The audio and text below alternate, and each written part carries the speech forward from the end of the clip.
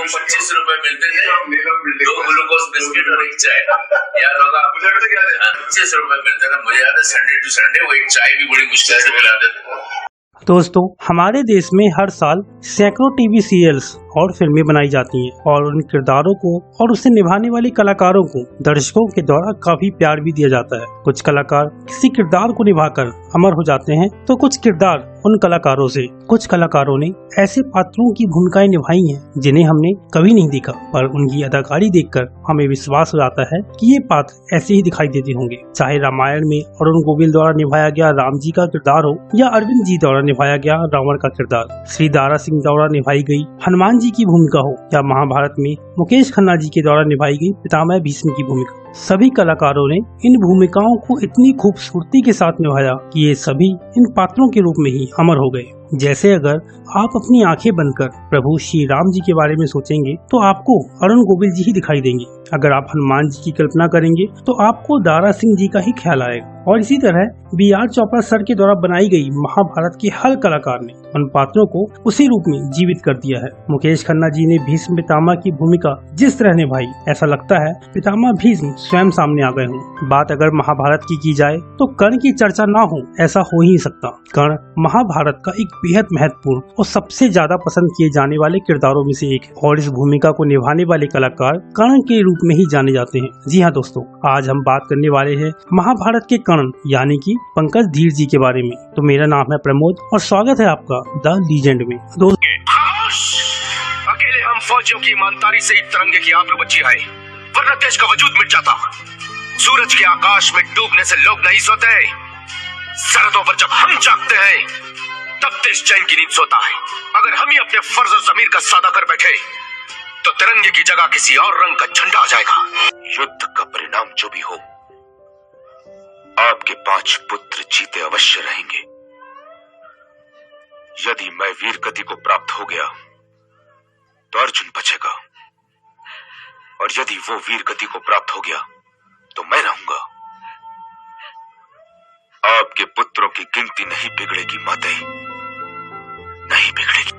वो द्रौपदी का शिविर है वासुदेव। मैं स्वयं नारायण का सामना कर सकता हूं, किंतु सती का सामना नहीं कर सकता, जिस पर मेरी जीवा ने अश्लीलता का एक वाण चलाया था। उस दिन इस राधे को न जाने क्या हो गया था कि मैं उसका अपमान देखता भी रहा और उसका अपमान करता भी रहा। वैसे तो पंकज धीर ने कई सारी फिल्मों और सीरियल्स में काम किया है, पर उन्हें पहचान मिली महाभारत और चंद्रकांता से। पंकज धीर का जन्म 9 नवंबर 1959 को मुंबई में हुआ। उनके पिता CL धीर भारतीय फिल्म इंडस्ट्री में राइटर और डायरेक्टर थे। पंकज धीर ने अपनी स्कूल की पढ़ाई मुंबई के सेंट थेरेसा हाई स्कूल से की और उन्होंने अपना ग्रेजुएशन MMK कॉलेज से पूरा किया। पंकज जी की पत्नी का नाम अनीता धीर है। पंकज जी का एक बेटा भी है जिसका नाम निकितिन धीर है। निकितिन भी एक अभिनेता है और आपने इन्हें सुपरहिट फिल्म चेन्नई एक्सप्रेस में देखा होगा। निकितिन ने अभिनेत्री कृतिका सिंगर से शादी की थी।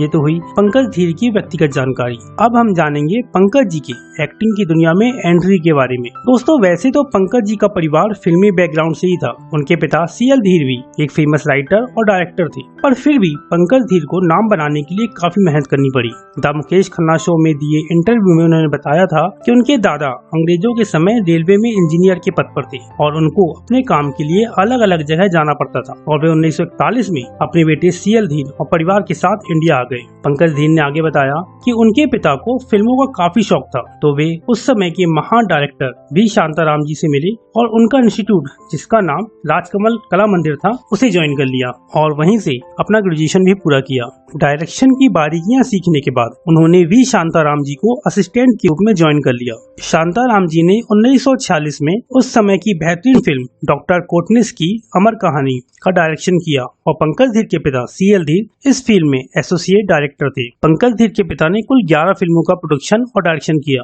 जिसमें मुख्य रूप से बहू बेटी, रैन बसेरा, आखिरी रात और जिंदगी है। हालांकि ये फिल्में तो बहुत चली, पर जिंदगी किस कदम पर कौन सा मोड़ ले ले ये किसी को नहीं पता होता। पंकज धीर के पिता ने फिल्में तो बना ली, पर उनमें से कुछ फिल्मों के नेगेटिव्स जो कि महालक्ष्मी लैब में रखे थे, वहां आग लग जाने के कारण वो सारे जलकर राख हो गए और CL धीर को काफी नुकसान हो गया। मेरे फादर ने कुछ 11 फिल्में प्रोड्यूस एंड डायरेक्ट की थी उस जमाने में। उन्होंने फिल्में बनाई, बहू बेटी, रैन बसेरा, आखिरी रात, जिंदगी। फिल्म बहुत चली भी, लेकिन सबसे बड़ी ट्रेजेडी की बात यह है कि एक लेबोरेटरी हुआ करती थी महालक्ष्मी में, वहां पे आग लग गई और सारे नेगेटिव चल गए। ये समय उनके लिए बहुत कठिन था, पर उन्होंने को संभाला और एक फिल्म एक चादर मैली सी का निर्माण किया, जिसमें गीता बाली मुख्य अभिनेत्री और धीर जी की पार्टनर भी थी। पूरी फिल्म बनकर तैयार हो गई और केवल 6 दिन की ही शूटिंग बाकी थी, पर पंकज धीर के पिता का दुर्भाग्य ही कहा जाएगा कि गीता बाली को स्मॉल पॉक्स हो गया और उस वजह से उनकी मृत्यु हो गई और ये फिल्म वहीं रुक गई। इसमें मुख्य किरदार में धर्मेंद्र जी भी थे। हालांकि बाद में इस फिल्म को हेमा जी और ऋषि कपूर के साथ बनाया गया, पर CL धीर को इस फिल्म के कारण काफी नुकसान हो चुका था और उनका परिवार सड़क पर आ चुका था और पंकज धीर ने बहुत छोटी उम्र में ही ये सब देख लिया था और उन्हें लगने लगा था कि अगर वो काम नहीं करेंगे तो घर चलाना बहुत मुश्किल होगा।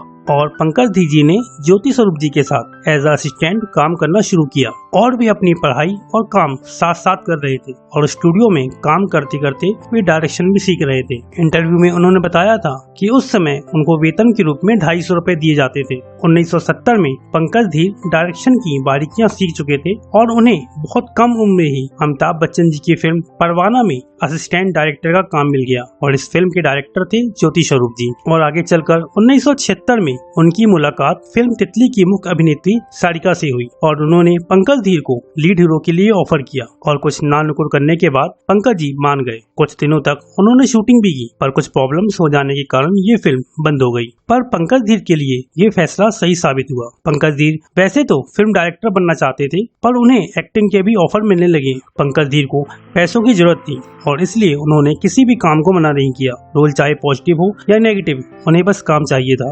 और 1981 में उनकी पहली फिल्म पूनम और 1983 में दूसरी फिल्म सूखा रिलीज हुई। हालांकि पंकज धीर की भूमिका उसमें ज्यादा नहीं थी। और फिर 1987 में आई फिल्म मेरा सुहाग में पंकज धीर को एक लीड हीरो की बड़ी भूमिका निभाने को मिली और वे लोगों की नजरों में आने लगे, पर फिर भी उन्हें वैसी पहचान नहीं मिली जिसके वे हकदार थे। पंकज धीर को फिल्मी दुनिया में आए 17 साल हो चुके थे, पर उन्हें लगातार काम नहीं मिल पा रहा था और इसलिए उन्होंने 1986 से BR स्टूडियो में एज अ डबिंग आर्टिस्ट काम करना शुरू कर दिया और साथ ही एक्टिंग को छोड़कर वापस डायरेक्शन की फील्ड में चले गए। वे दिन में कैमरा सर्विसिंग और असिस्टेंट डायरेक्शन का काम करते और रात को BR चोपड़ा स्टूडियो में इंग्लिश फिल्मों को हिंदी में डब किया करते थे। उन दिनों उन्हें ब्रजभूषण के यहाँ काम करने की 25 रुपए, 2 ग्लूकोज बिस्किट और एक चाय मिला करती थी और ये काम हर संडे को ही होता था। मैंने आपके साथ पत्थर बोल उठे, ब्रजभूषण के यहाँ उनको 25 रुपए मिलते थे, 2 ग्लूकोज बिस्किट और एक चाय। याद होगा? 25 रुपए मिलते थे। मुझे याद है संडे टू संडे वो एक चाय भी बड़ी मुश्किल से मिलाते थे। साथ ही वे उस समय के मशहूर एडिटर वामन भोसले के असिस्टेंट बनकर एडिटिंग भी सीखते जा रहे थे। पंकज धीर हर काम सीख चुके थे, चाहे वो एक्टिंग हो या डायरेक्शन, एडिटिंग हो या कोई टेक्निकल काम, पर फिर भी उन्हें काफी संघर्ष करना पड़ रहा था। पंकज जी काफी परेशान हो चुके थे। इतना लंबा समय बिताने के बाद भी उनका संघर्ष खत्म ही नहीं हो रहा था, क्योंकि शायद किस्मत ने तो उनके लिए कुछ और ही सोच रखा था। फिर आता है साल 1988 और पंकज जी को एक ऐसा रोल मिलता है जिसने उन्हें इतिहास में अमर बना दिया। जी हाँ, उस समय BR चोपड़ा सर महाभारत बना रहे और उन्होंने पंकज धीर को कर्ण की भूमिका के लिए चुना और पंकज जी ने जिस अंदाज में कर्ण का रोल निभाया वो आप सबने देखा ही है। इससे पहले किसी ने भी महाभारत नहीं बनाई थी और इसलिए सभी के लिए पात्रों की भूमिकाएं निभाना बहुत चैलेंजिंग था और सभी ने उसे बहुत खूबसूरत ढंग से निभाया। शायद आपको पता ना हो, पर पंकज धीर पहले अर्जुन का रोल करने वाले थे और बाद में उन्हें कर्ण का रोल मिला। इसके पीछे एक इंटरेस्टिंग स्टोरी है, पर पहले हम जानेंगे कि पंकज धीर जी को महाभारत में मौका कैसे मिला। दरअसल जब पंकज धीर डबिंग का काम किया करते थे, तब एक दिन वे मदन चोपड़ा के साथ बैठे थे। तभी BR चोपड़ा सर गुजरे और उन्होंने पंकज जी से पूछा कि आजकल वे क्या कर रहे हैं। पंकज जी ने बताया कि अभी ज्यादा काम नहीं है और मैं काम की तलाश में ही हूँ। चोपड़ा सर ने पंकज से कहा कि वे स्टूडियो आकर उससे मिलें, क्योंकि वो महाभारत बना रहे हैं और उन्होंने पंकज जी को ऑफिस आकर ऑडिशन देने के लिए कहा और ऑडिशन देने के बाद उन्हें अर्जुन के रोल के लिए चुन लिया गया। अर्जुन का रोल पाकर वे बहुत खुश थे और पंकज धीर भी अर्जुन या कृष्ण का ही किरदार निभाना चाहते थे, क्योंकि उन्हें बाकी किसी किरदार के बारे में ज्यादा जानकारी नहीं थी। फिर कुछ दिन बाद उन्हें पता चला कि उन्हें अपनी मूंछें काटनी पड़ेंगी, क्योंकि अर्जुन अज्ञातवास के दौरान ब्रहलला बने थे और इस रोल के लिए उन्हें मूंछें हटानी थी। ये सुनकर पंकज धीर स्टूडियो गए और चोपड़ा सर से अर्जुन अर्जुन के लिए मना कर दिया क्योंकि उन्हें अपनी मूंछों से बहुत प्यार था और वे अपनी मूंछें नहीं हटाना चाहते थे। ये सुनकर चोपड़ा सर बहुत नाराज हुए और पंकज जी को शो से निकाल दिया और अब वे फिर से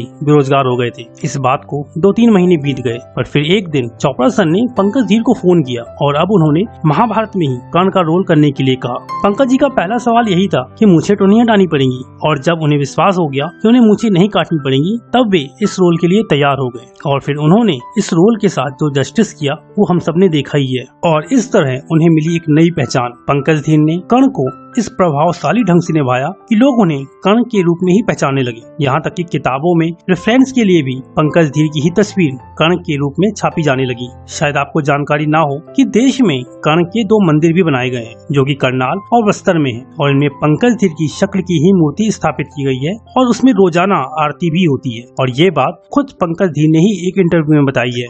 और आपको एक बहुत बढ़िया बात मैं बताता हूँ जी, शायद पूरे हिंदुस्तान में या वर्ल्ड में मैं वो पहला टीवी एक्टर हूँ जिसके 2 मंदिर बने हुए। क्या बात? जहाँ पर मेरी मूर्ति है और वहां पे बाकायदा रोज पूजा होती है। एक करनाल में है और एक बस्तर में कर्ण मंदिर है। दोस्तों, पंकज धीर को कर्ण का रोल मिलना महज एक संयोग नहीं है। इन दोनों को जीवन में काफी संघर्ष करना पड़ा था। कर्ण के बारे में तो आप सभी जानते ही हैं, पर कर्ण की तरह पंकज जी में भी काफी सारी योग्यताएं होने के बाद भी उन्हें अपना नाम और पहचान बनाने के लिए 18 सालों तक संघर्ष करना पड़ा और कर्ण के इस रोल ने उन्हें वो पहचान दिलाई जिसके वो हकदार है। अगर फिल्मी करियर की बात की जाए तो पंकज धीर ने 150 से भी ज्यादा हिंदी और अन्य भाषाओं की फिल्मों में काम किया है, जिसमें मुख्य रूप से सौगंध, मेरा सुहाग, सड़क, बादशाह, तुमको ना भूल पाएंगे, अशांत, सोल्जर, टार्जन और इक्के पे इक्का जैसी मूवी हैं। इसके अलावा पंकज धीर ने कई सारी टीवी सीरियल्स में भी काम किया है, जिसमें चंद्रकांता, कानून, जी हॉरर शो, हरिश्चंद्र, युग, राजा की आई की बारात और ससुराल सिमर का है। दोस्तों, पंकज धीर वैसे तो अब एक्टिंग में ज्यादा सक्रिय नहीं है, पर फिर भी वे इस इंडस्ट्री से जुड़े हुए हैं। पंकज धीर ने 2006 में अपने भाई सतलज धीर के साथ जोगेश्वरी मुंबई में एक शूटिंग स्टूडियो विशेष स्टूडियो की स्थापना की थी। 2010 में उन्होंने अपने दोस्त और साथी अभिनेता गुफी पेंटल के साथ मुंबई में ही अभिनय एक्टिंग अकादमी खोली, जहां वे नए यूथ्स को अभिनय की बारीकियां सिखाते हैं। दोस्तों, पंकज धीर ने वैसे तो काफी सारी फिल्मों और सीरियल्स में काम किया है, पर उनके द्वारा महाभारत में निभाए गए कर्ण के रोल ने उन्हें सबसे ज्यादा प्रसिद्धि दिलवाई। पर ये सब इतना आसान नहीं था, इसे संयोग कहा जाए या कुछ और, पर कर्ण की भूमिका निभाते हुए पंकज धीर को कई सारी मुश्किलों का सामना करना पड़ा। तो समझ लीजिए, कर्ण की रियल लाइफ की मुसीबतें पंकज जी की रियल लाइफ की शूटिंग में भी सामने आने लगी और कई बार तो वे मरते मरते बचे। पंकज धीर ने एक इंटरव्यू में बताया था कि एक बार जब वे अर्जुन से युद्ध का सीन शूट कर रहे थे, तब एक तीर उनकी आंखों के पास आकर लग गया था और वहाँ एक घाव हो गया जिसकी सर्जरी तक उन्हें करवानी पड़ी थी। इसी तरह एक बार शूटिंग के समय जब वे अपने रथ पर सवार थे और तेजी से आगे बढ़ रहे थे, तब अचानक उनका रथ 2 हिस्सों में टूट गया और रथ के घोड़े छूटकर दूसरी ओर चले गए, पर रथ नहीं रुका और एक खाई की तरफ जा रहा था। तब पंकज धीर को चलते हुए रथ से कूदकर अपनी जान बचानी पड़ी, पर उनके रथ के सारथी बने कलाकार को काफी चोटें आई थी। एक बार तो उन्हें इतनी ज्यादा चोटें आई कि उनमें टांके तक लगाने पड़े थे।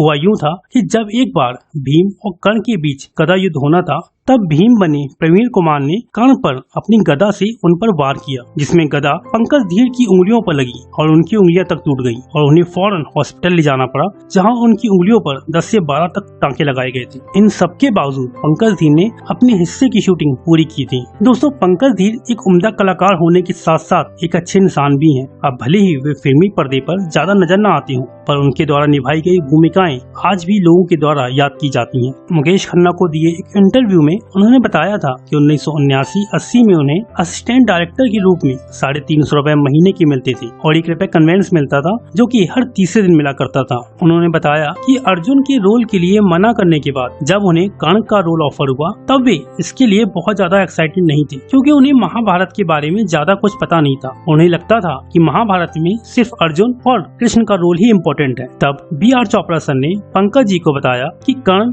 एक इम्पोर्टेंट और बहुत प्रभावशाली किरदार है, और उन्होंने पंकज धीर को महाभारत और कुछ और किताबें पढ़ने को दी। पंकज धीर जी ने कर्ण पर आधारित मृत्युंजय पढ़ी और वे उससे बहुत ज्यादा प्रभावित हुए और उन्होंने कर्ण के किरदार को पूरी तरह खुद में उतार लिया। दोस्तों, अगर आप भी मृत्युंजय पढ़ना चाहते हैं तो लिंक डिस्क्रिप्शन में दी गई है, आप वहां जाकर खरीद सकते हैं। और यकीन मानिए, अगर आप कर्ण के फैन हैं तो ये बुक आपको काफी पसंद आने वाली है। दोस्तों, पंकज धीर ने 1970 में अपनी फिल्मी करियर की शुरुआत एज अ असिस्टेंट डायरेक्टर की थी और बाद में वे एक्टिंग भी करने लगे, पर उन्हें बहुत मेहनत करने के बाद भी लगातार काम नहीं मिल पा रहा, पर उन्होंने कभी भी हार नहीं मानी और संघर्ष करते रहे। 1988 में बनी महाभारत में कर्ण की भूमिका निभाना उनके लिए वरदान साबित हुआ। उनकी 18 सालों की मेहनत और संघर्ष ने उन्हें एक ऐसी पहचान दिलाई जो हजारों सालों तक याद रखी जाएगी। मिलते हैं फिर किसी महान हस्ती के साथ, तब तक के लिए जय हिंद, जय भारत।